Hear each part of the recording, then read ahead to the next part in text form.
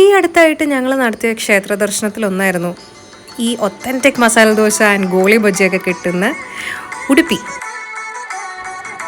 ഈ കാണുന്നതെല്ലാം ഉടുപ്പി ശ്രീകൃഷ്ണ സ്വാമി ക്ഷേത്രത്തിൻ്റെ ചുറ്റുവളപ്പിലുള്ള സ്ഥലങ്ങളൊക്കെയാണ് കേട്ടോ. ഞങ്ങൾ പോയത് നവരാത്രി കഴിഞ്ഞിട്ടുള്ള പിറ്റേ ദിവസമായിരുന്നു. അതുകൊണ്ട് തന്നെ നല്ല തിരക്കായിരുന്നു അമ്പലത്തിൽ.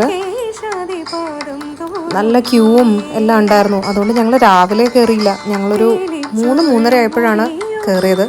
അതുകൊണ്ട് വലിയ തിരക്കുണ്ടായിരുന്നില്ല. ഇതാ കാണുന്ന ഒരു ക്യൂ ഉണ്ടായിരുന്നുള്ളൂ. പിന്നെ ഇവിടുത്തെ ഫുഡ് സ്പോട്ട്സിൽ മിസ് ചെയ്യാൻ പാടില്ലാത്തൊരു സ്ഥലമാണ് മിത്ര സമാജ്. അവിടുത്തെ ഒത്തൻറ്റിക് മസാല ദോശ ആൻഡ് ഗോളി ബജിയൊക്കെ ട്രൈ ചെയ്യേണ്ട ഒന്ന് തന്നെയാണ്.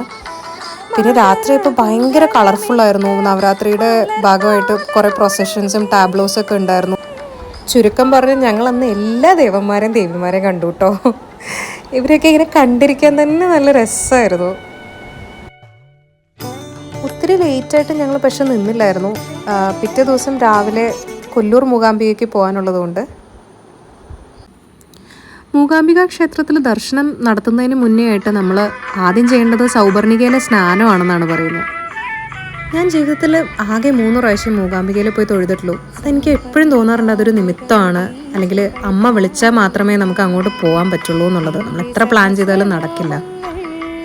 അവിടെ നിന്ന് തിരിച്ച് വന്നു കഴിയുമ്പോഴാണെങ്കിലും നമുക്ക് ജീവിതത്തിൽ കുറേ മാറ്റങ്ങൾ സംഭവിച്ചതായിട്ട് തോന്നും. ഓരോ പ്രാവശ്യം പോകുമ്പോഴും ഞങ്ങൾ വിചാരിച്ചിട്ടുണ്ട് ഞങ്ങൾക്ക് അന്നപ്രസാദം ഒരിക്കലെങ്കിലും കഴിക്കണം എന്നുള്ളത്. പക്ഷെ ഒരിക്കലും സാധിച്ചിട്ടില്ല, ഈ തിരക്കും ക്യൂ ഒക്കെ കാരണം. ഇത്തവണ പക്ഷെ ഞങ്ങൾക്ക് അതിന് സാധിച്ചു.